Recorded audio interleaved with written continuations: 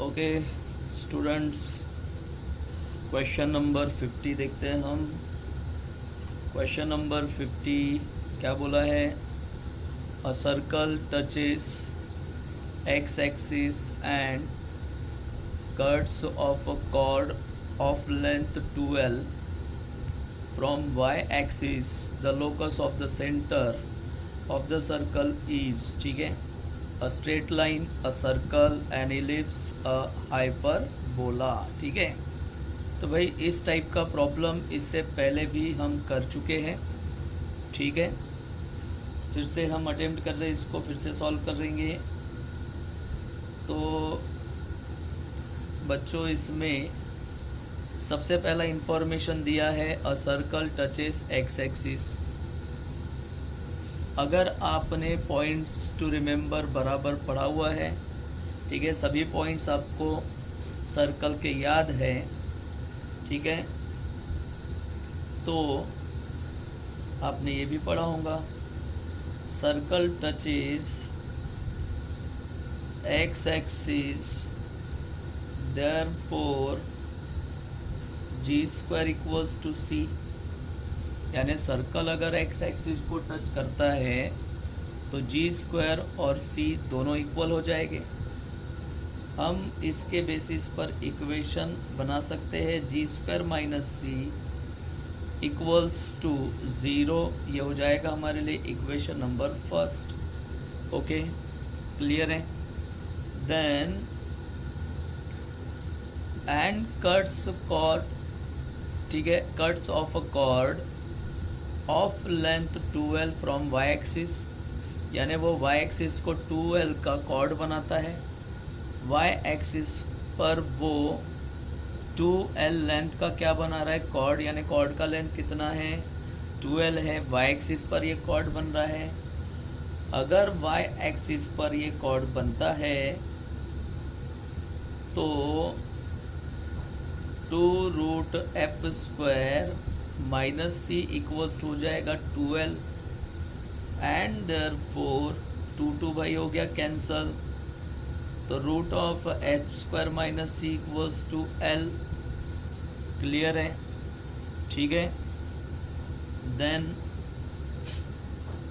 तो हमें ये इक्वेशन मिलेगा, रूट हटाएंगे, स्क्वायर लगाएंगे, f² minus c equals to l²। इसको हम देंगे इक्वेशन नंबर सेकंड। और हमें locus of centre find out करना है, यानी हमें equation of locus of centre find out करना है। तो अगर locus of centre find out करना है तो सेंटर में, ठीक है, दो ही चीज़ें होती है सेंटर के कोऑर्डिनेट्स में, जी और एफ।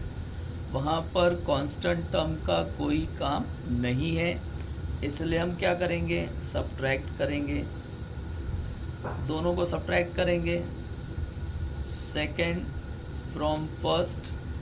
ठीक है, यानी फर्स्ट में से सेकंड को सब्ट्रैक्ट करेंगे भाई हम। ठीक है, तो जब हम सब्ट्रैक्ट करेंगे फर्स्ट में से सेकंड को तो जी² माइनस f², इसमें से ये सब्ट्रैक्ट हो जाएगा, ये तो कैंसिल हो जाएगा, equals to 0 minus l², that is minus l²।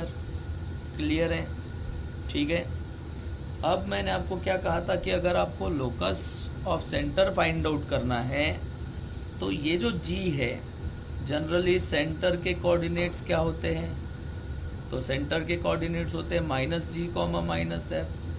अगर हमने इसको इक्विवेलेंस टू x, y कर दिया तो g इक्वल्स टू यहाँ पर आएगा -x और f इक्वल्स टू यहाँ पर क्या आएगा? -y। तो हम g की जगह -x प्लेस करेंगे, ठीक है, -f की जगह -y प्लेस करेंगे, इक्वल्स टू -l²। तो भाई ये आपको मिलेगा, ठीक है, x² minus y² equals to -l²। Okay, clear है students?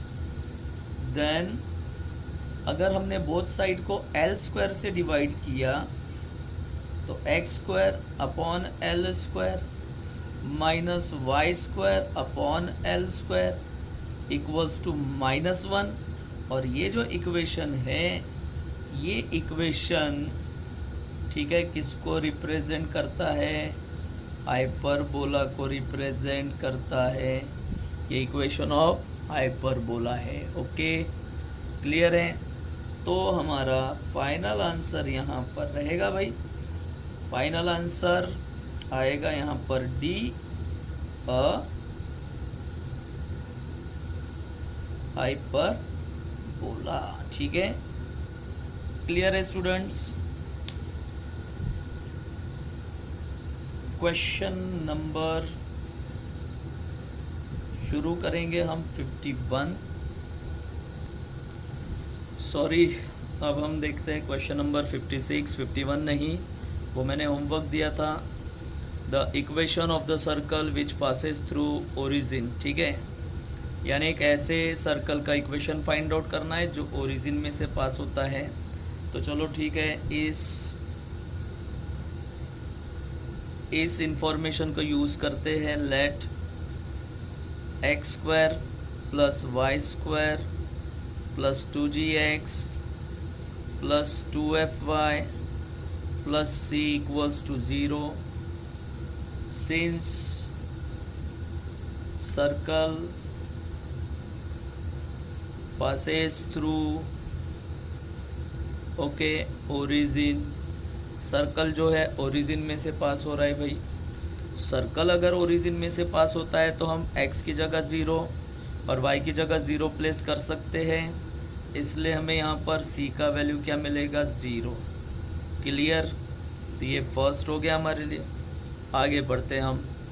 Cuts of intercept of, ठीक है, 2 यूनिट्स। कितना यूनिट्स?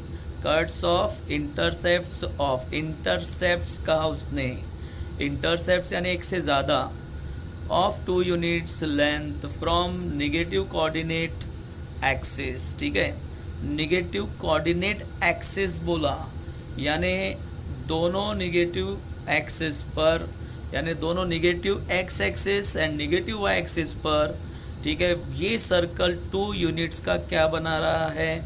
इंटरसेप्ट फॉर्म करता है। ठीक है, तो अगर ये 2 यूनिट्स का इंटरसेप्ट फॉर्म करता है तो पहली बात, ठीक है, एक्स एक्सिस पर, नेगेटिव एक्स एक्सिस पर 2 यूनिट्स का, ठीक है, अगर ये इंटरसेप्ट बना रहा है तो 2√g² minus c equals to 2 आ जाएगा। 2 क्या हो गया? कैंसल। 2 कैंसल हो गया। ठीक है, और यहाँ पर रूट ऑफ क्या रहेगा? g² माइनस c का वैल्यू तो 0 हो गया, इक्वल्स टू 1। तो g का वैल्यू आपको यहाँ पर मिलेगा भाई, g इक्वल्स टू, ठीक है, 1 मिलेगा आपको। तो g का वैल्यू आपको 1 मिल गया भाई। अच्छा, ऐसे ही आप क्या कर सकते हैं, y एक्सिस पर भी वो 2 का, ठीक है, क्या बना रहा है? इंटरसेप्ट बना रहा है। ठीक है, तो ये हो जाएगा 2 cancel, again f² minus c equals minus 0 equals to 1 and f equals to again 1। तो आपको यहाँ पर f और g का वैल्यू मिल गया भाई। अच्छा, अब हम देखेंगे कि ये f और g का वैल्यू मिल गया तो हम इसके बेसिस पर क्या फाइंड आउट कर सकते हैं? f और g के बेसिस पर हम रेडियस फाइंड आउट कर सकते हैं। ठीक है, रेडियस का फॉर्मूला बनेगा रूट ऑफ, ठीक है, g² plus f² minus c, that is g यानी 1 तो 1 का स्क्वायर 1, f यानी 1 तो 1 का स्क्वायर 1, c यानी 0 दैट इज √2 हो गया। तो रेडियस तो आपको मिल गया भाई √2। ठीक है, क्लियर है?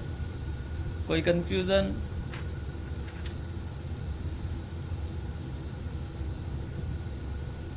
ठीक है, तो भाई रेडियस तो हमने फाइंड आउट कर ली। अच्छा, रेडियस के साथ साथ हमें किसकी ज़रूरत होती है? सेंटर की। ठीक है, तो सेंटर भी आपको मिल जाएगा। तो सेंटर क्या मिलेगा भाई? बोलो। सेंटर आपको मिलता है -g, -f।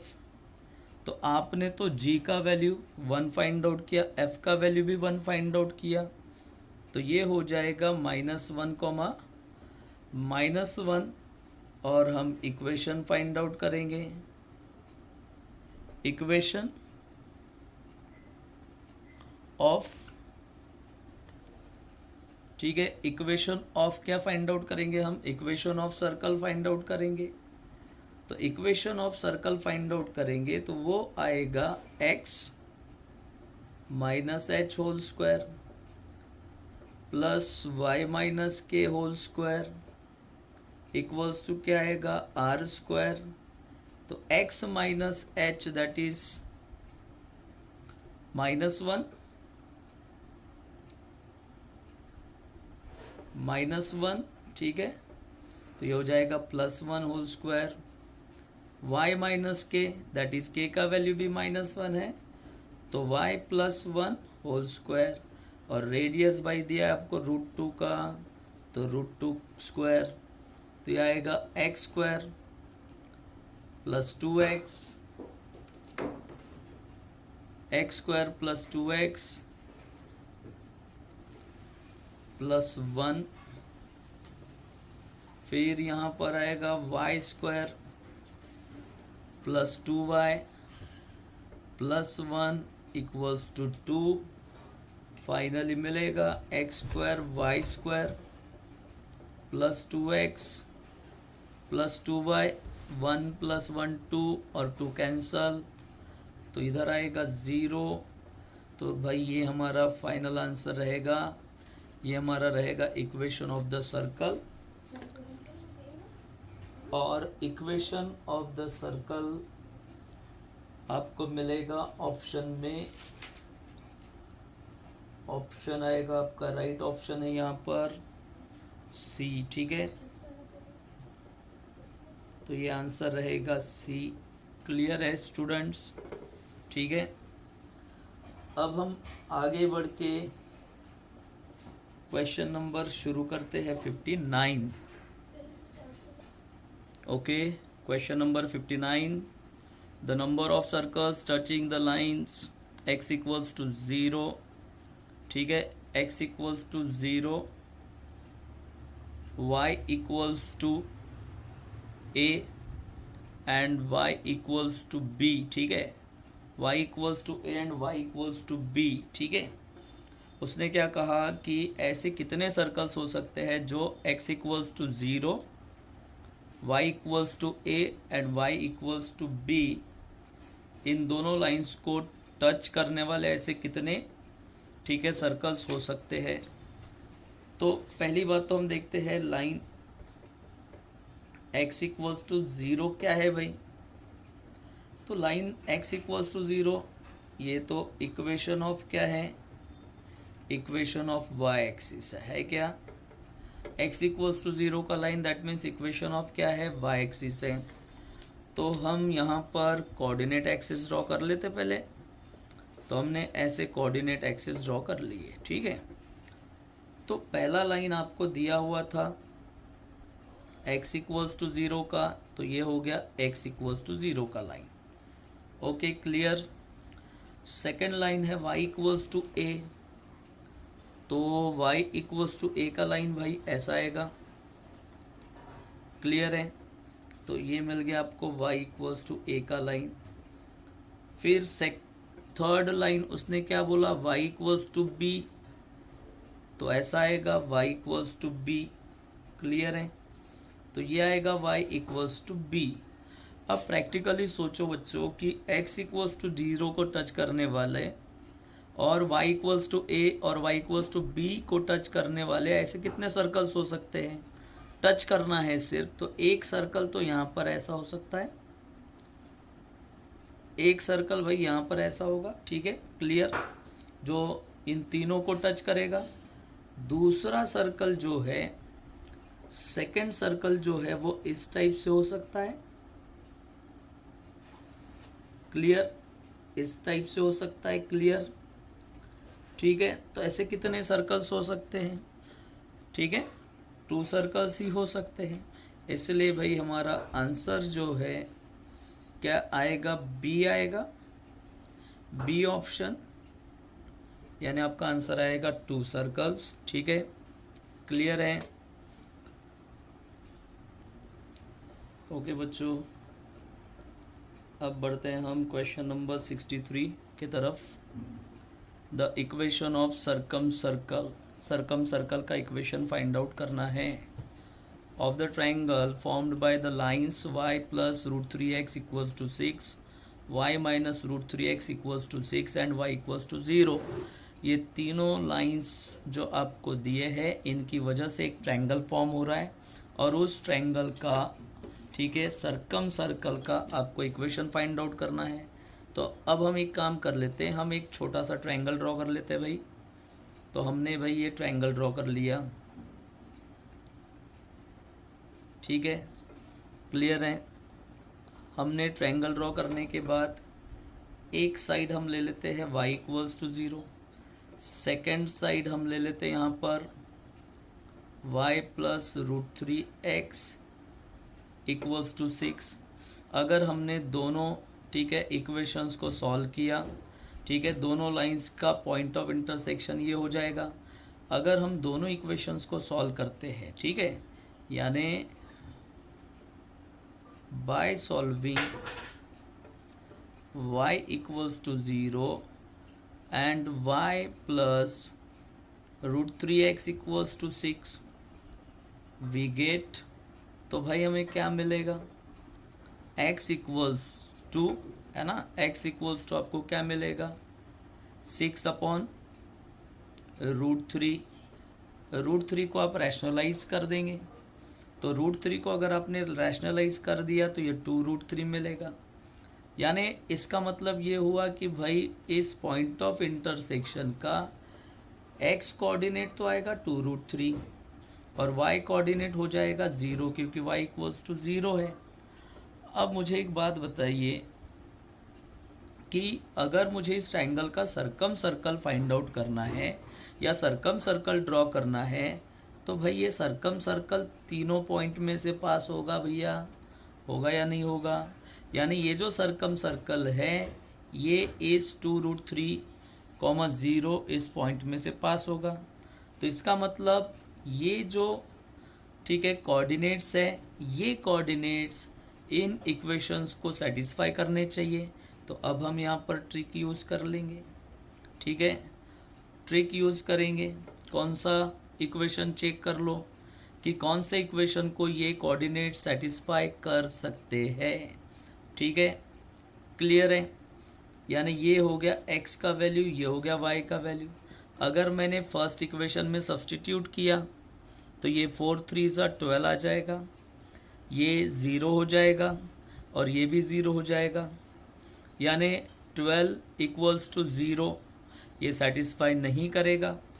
अगर मैं यहाँ देखूँ, ठीक है, तो ये हो जाएगा 2√3 दैट इज़ 12, y 0 और x की जगह हम क्या रखेंगे? 2√3 रखेंगे, तो 4 2 8√3, तो b को भी सेटिस्फाई नहीं करेगा। बट यहाँ पर ऐसा हो सकता है कि c ऑप्शन देख लो। ठीक है, फॉर ऑप्शन सी, ठीक है, देख लेते हैं। फॉर ऑप्शन सी अगर मैंने x की जगह क्या सब्सटीट्यूट किया? 2√3, तो ये 2√3² प्लस y की जगह तो 0 हो गया, 0² -4 y की जगह 0 हो गया, 0 विच इज इक्वल्स टू, देखते हैं क्या आता है। तो ये आ जाएगा 12 और ये हो जाएगा 0 दैट इज, ठीक है, राइट हैंड साइड, यानी ये हमारा राइट हैंड साइड मिल रहा है ऑप्शन सी का। क्लियर है? यानी ये जो, ठीक है, कोऑर्डिनेट्स है ये ऑप्शन सी को क्या करते हैं? सेटिस्फाई करते हैं। और अगर ये ऑप्शन सी को सेटिस्फाई करते हैं तो भाई हमारा जो फाइनल आंसर है ना, हमारा फाइनल आंसर यहाँ पर क्या होना चाहिए? सी होना चाहिए। ओके, क्लियर है? ओके स्टूडेंट्स, क्वेश्चन नंबर 67 में if the lines L1x plus M1y plus N1 equals to 0 and L2x plus M2y plus N2 equals to 0 cuts the axis, ठीक है, cuts the axis, ठीक है, cuts the axis, cuts the axis का इसका मतलब ये जो लाइंस है ये लाइंस एक्सिस को, कोऑर्डिनेट एक्सिस को कॉन्साइक्लिक पॉइंट्स में कट करते हैं, ठीक है। ये जो लाइन है ये दोनों लाइंस जो है कोऑर्डिनेट एक्सिस को, इसका मतलब एक्स एक्सिस और वाई एक्सिस को कॉन्सलिक पॉइंट में कट करते हैं। तो हमें ये बताना है कि इनमें से कौन सा कंडीशन ट्रू होगा, इसमें से कौन सा, ठीक है, ऑप्शन सही होगा। तो अब हम ये देखेंगे कि कॉन्साइक्लिक पॉइंट्स क्या होते हैं, ठीक है। कॉन्साइक्लिक पॉइंट्स इसका मतलब वन आफ्टर वन जो पॉइंट्स आएंगे उनको हम कहेंगे कॉन्साइक्लिक पॉइंट। अगर मैंने पहला पॉइंट ए कंसीडर किया तो उसके बाद वाला बी आना चाहिए, बी के बाद सी आना चाहिए, सी के बाद डी आना चाहिए। तो इन पॉइंट्स को हम क्या कहेंगे, कॉन्साइक्लिक पॉइंट्स, ठीक है। तो अब अगर हमें कोऑर्डिनेट एक्सिस पर अगर ये लाइंस कॉन्साइक्लिक पॉइंट्स पर कट करते हैं, ठीक है, और इन पॉइंट्स के हमें कोऑर्डिनेट्स फाइंड आउट करने हैं, तो एकदम आसान सा तरीका है, एकदम सिंपल सा उपाय है इसके लिए। देखो पहले तो हम पहला लाइन लेंगे, for line L1x plus M1y plus N1 equals to 0, ठीक है। तो भाई पहले हम पुट कर लेते हैं, फर्स्ट हम पुट करेंगे y इक्वल्स टू 0, यहाँ पर आप पुट कर दो y equals to 0 in equation first. अगर आपने y इक्वल्स टू 0 पुट किया तो ये आएगा L1x, ठीक है, L1x plus N1 equals to 0 and therefore x equals to minus N1 upon L1 आ जाएगा भाई। क्लियर है, कोई कंफ्यूजन है स्टूडेंट्स, क्लियर। तो ये आपको क्या मिला, x कोऑर्डिनेट मिला, y कोऑर्डिनेट क्या रहेगा 0, ठीक है। तो पहला पॉइंट हम कंसीडर करेंगे a और ये आपको मिलेगा minus N1 upon L1 comma 0 हो जाएगा। अब इस पॉइंट को आप लोकेट करो, इसका x कोऑर्डिनेट निगेटिव है, इसका मतलब ये यहाँ पर आएगा, ठीक है, यानी ये पॉइंट हो जाएगा a, क्लियर, ठीक है। और इस पॉइंट के कोऑर्डिनेट्स रहेंगे minus N1 upon L1 comma 0, clear है। अच्छा नेक्स्ट टाइम आप क्या करोगे, पुट, ठीक है, x इक्वल्स टू 0, आप x इक्वल्स टू 0 पुट कर लो इक्वेशन में। तो x इक्वल्स टू 0 अगर हमने पुट किया तो आपको, अब इसको हम सिंप्लीफाई नहीं करेंगे, then y equals to minus N1 upon M1 मिल जाएगा भाई। और आपको पॉइंट B के कोऑर्डिनेट्स क्या मिलेंगे, पॉइंट B के कोऑर्डिनेट्स आपको मिलेंगे 0 comma minus N1 upon M1, okay, clear है। तो पॉइंट B के कोऑर्डिनेट्स देखो कहाँ पर होने चाहिए, पॉइंट B के कोऑर्डिनेट्स यहाँ पर रहेंगे B के कोऑर्डिनेट्स। तो B के कोऑर्डिनेट्स आएंगे 0 comma minus N1 upon M1, clear है। सेम सिमिलरली, ठीक है, हम क्या करेंगे, अगेन फॉर